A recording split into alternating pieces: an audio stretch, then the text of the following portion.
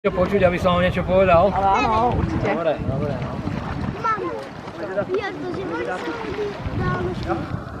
No, lebo...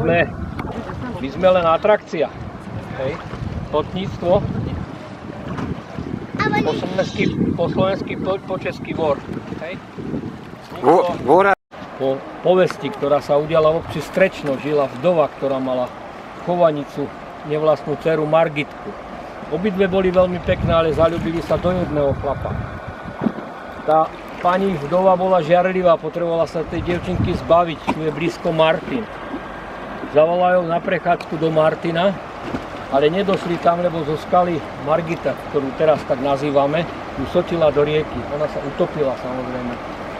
Vdova sa začala čudne správať, obyvatelia zistili, že to spravila ona, taký čin. Ona sa ale psychicky zrútila, sa zbláznila. Ale vtedy tomu hovorili u nás, že sa zbesnela. Prišla na túto skalu, skočila do rieky. Takisto sa utopila, čiže tú skalu voláme podľa tej vdovy skala Besna a ku Margite sa dostaneme. A to je stejné jak u tých masovcov. No, Máme, a tu tady uvidíme i další. Pozrúca, toto rozdočíme. Nie, budeme ten motiv. Tak tady tohle byla veľká vlna. To je tá vlna. Toto sa mi páči. No, peže. Pozor moji, držte sa tam. Starku, máš sa držať. To som hovoril, že budeš mať vodičku. Že málo vody. Toto je tá Margita. To je Besna. Besna. To je Besna. A to sú nejväčší vlny? Počkaj, veď. Mišo, sadni si. Prosím ťa, zatkaj si, dobre? Skala Besna nám zároveň tvorí prvý meander podľa toho krivého vrchu za nami. Toto celé sa nazýva krivé, táto časť. Ale skala Besna bola až do polovice rieky. V roku 1937 nám ju odstrelili. Materiál potrebovali použiť na výstavbu tejto železnice, čo je tu, tak odstrelili tú skalu. Na našu škodu, teraz by to bolo krásne. Bol to previs, popod ktorý tiekla voda. Tí potníci, my sme atrakcia, oni mali 20-25 metrov podľa výšky stromov.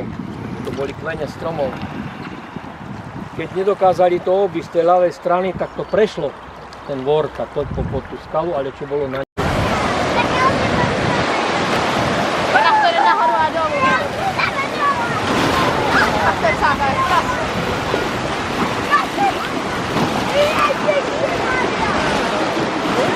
Takže není voda.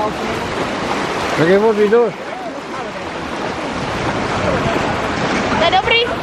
No, tam nemôžem nabúrať, pane. Tam sú šutry. Nemôžeme, tady máme zadníka. To sa postará, aby sme... A my nabúrujeme sadíka najmä. Aby sme neboli vôbec. Prečo sa vlastne jazdí len dvakrát denne? Že málo vody. Takže je voda len na dvakrát denne? Práve nás sa musíme napustiť tam za ruku. No sa to nejak púšťa? To sa musí Ono napustiť. väčšinou vodu púšťajú, keď vyrábajú energiu. A to To je teraz sú od 10. elektrárne, to sú priehrady. Hej? A je teraz nová doba a je strašne veľa fotovoltiky. Hej, čiže im cez deň sa neoplatí vyrábať energiu. Oni berú energiu z tých fotovoltaických panelov. Hej, čiže nám púšťajú vodu len vtedy, keď vyrábajú energiu. To robia ráno a večer. Prečo? Ono, kým to bolo, ako by som povedal, nie v rukách tých bohatých ľudí, tak nám vodu púšťali normálne. Teraz nám to zobral taký pán z Česka, volá sa Kšetinský. Aha. Vodu zastavuje. Ak ste počuli to meno. Je to miliardár, multimiliardár, ktorý vlastne všetkú energiu v Čechách aj na Slovensku. To vidím. Vyzerá, že vždy ideme rohom tam. Pôjdeme na roh. To vidíš. Tak to bola sila.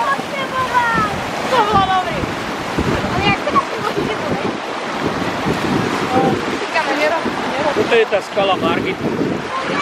Keď sa pozriete, tam je taký červeno-bielý stopy, vidíte ho? Jo. To nemá žiadny význam. A ven tak. tam bol taký pamätník, neviem, či ste si všimli, taká možnosť. Pýtame sa turistov, že či vedia, že čo to asi je. Ja vám to poviem, ale pýtam. Ja mám otázku. A jak sa delali tí plnej? Tak to sú väčšinou skaly. Takže Keď to není skaly, ten spodok voda, keď je taká členitá, Keď je hlbšia hladina, tak je vytvára vlny, plitka. vieš. Keby bolo vyššia tá hladina, tak pôjdeme rovno. jo.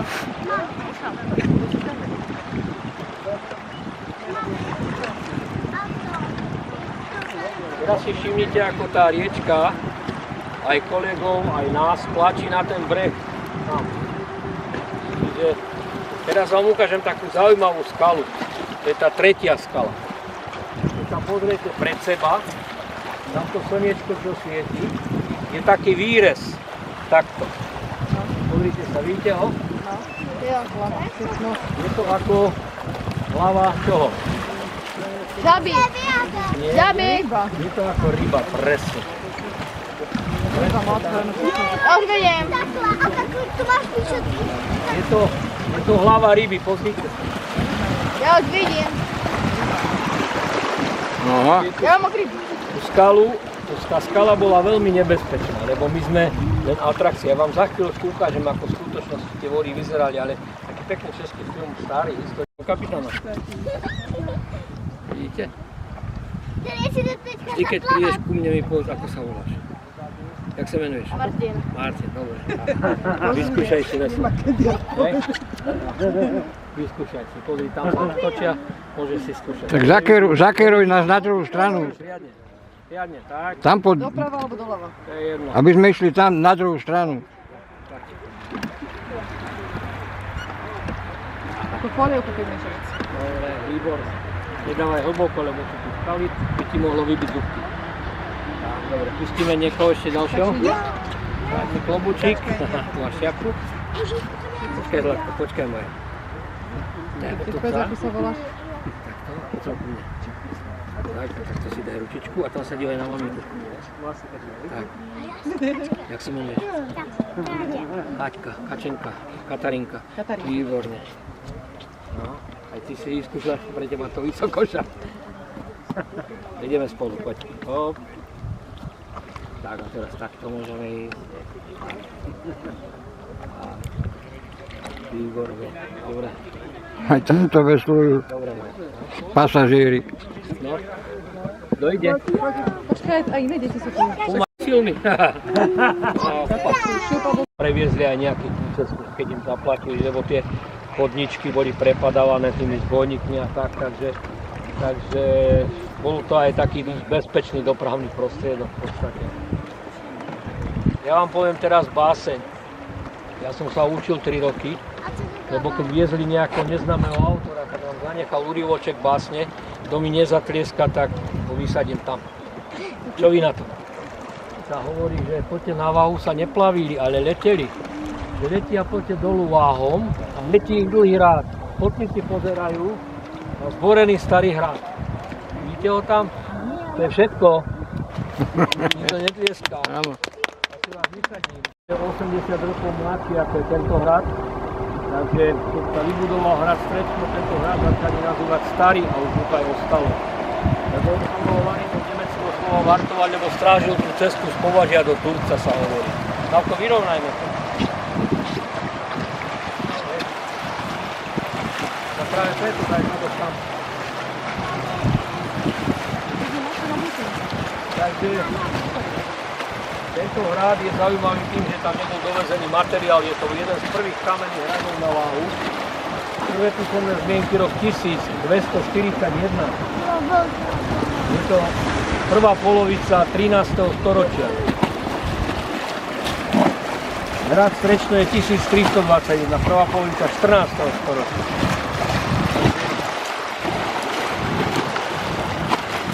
Na tomto hrade bola strážna jednotka. Vlastnil ho, neviem, či ste to meno u vás počuli, aj Matúščak Trenčanský.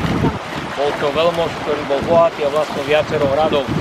Vlastnil aj tento hrad, ale od neho si ho odkúpili veľmi bohatí kupci, ktorí sa volali Kongratov. Oni tam žili spolu s tou strážnou jednotkou ale zistili, že hrad je náročný na financie, tak sa odsťahovali z tohto hradu začiatkom 18. storočia do nedalekej obce pri Varne Belany. Ak by ste teraz chceli mať nejaký krásny wellness, tak je tam Chateau Belany sa to volá. Môžete si to nájsť na internete. Teraz je z toho kaštieľa, tam oddychnúť. Zostala tam len tá strážna jednotka, ktorá si ale keď Pongrácovci odišli, oni nemali nad sebou žiadneho pána, tak začali oni kradnúť. Začali oni prepadávať tých pocestných. Tu bol niekde pod hradom nejaký drevený most, bol tu aj mlyn, ale to sa nezachovalo.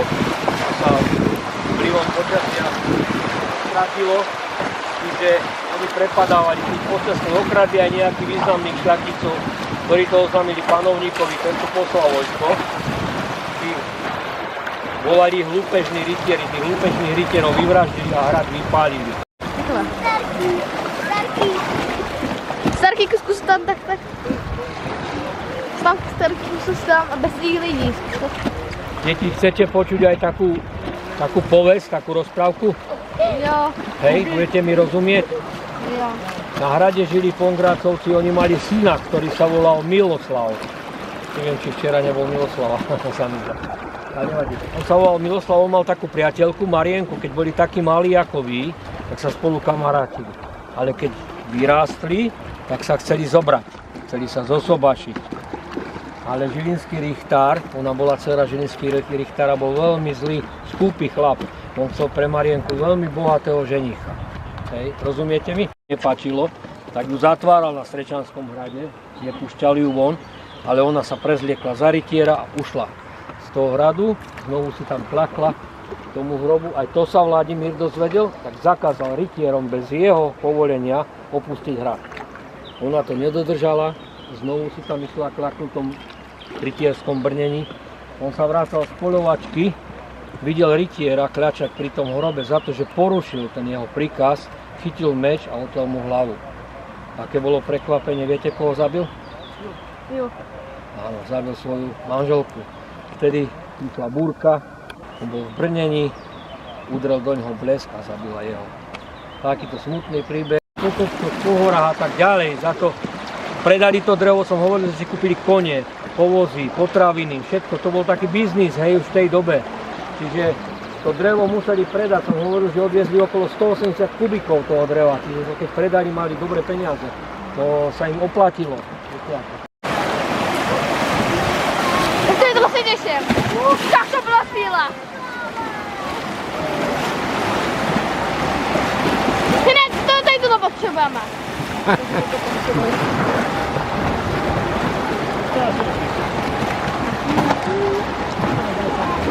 Oci, posuň to bližšie k sebe, to drevo. K sebe. Tak. Kačenka to má ďaleko. Ale ja to nepotřebuji. Ja si Tam poprosili, že aby si vystúpili. Tie ženy sa pozreli do vody a povedali Piranha un krokodil nine. Čiže im museli nosiť. Tak sa im neoplatilo klamať. Tam sa nedá prejsť. Deti, viete, čo to je hroch? Hrošik? Jo. No, tuto chováme hrocha. To je kamen. Vidíte ho? Kamen. To není kamen, to je hroch. Ale my když jsme tady byli, tak ten hroch tady byl taky, takže byl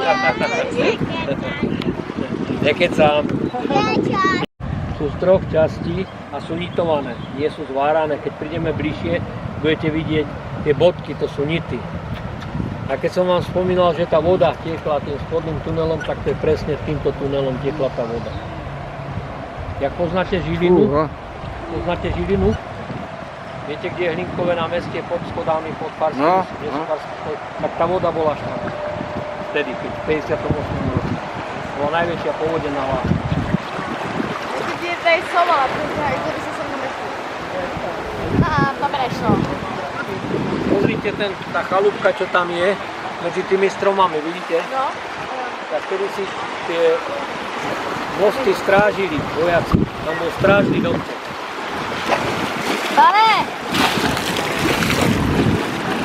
Pane, ale vy jak jste říkali, že tady vyhazovali a když jste na ty záchody, tak to by nešlo, protože to má maličký díry, ale kdyby jeli, tak ta voda by jela, ta věc, tak ona by jela i na koleje. Ale sem tam niečo by ti mohlo aj pomedzi tie špary spadnúť. No, pozri sa, čo tam vierí. Vidíš, aké sú tam diery? Co, ale mezi nimi jsou takové místa, kde... Aké by cikali. Co? Jo. Vážne? Jo. Pred 2 rokmi asi. Hej? No. Viete, kde sa narodili Pokémoni? V Japonsku. Kde? V Japonsku. Ale čiže. Jaké Japonsko? Na Zahorí. U nás. Tam sa narodí babetko. Z toho je tá vlajka hore. Slovenská. Nejde, alebo svetlo nejde. Nie futka. Svetlo ide proti nám.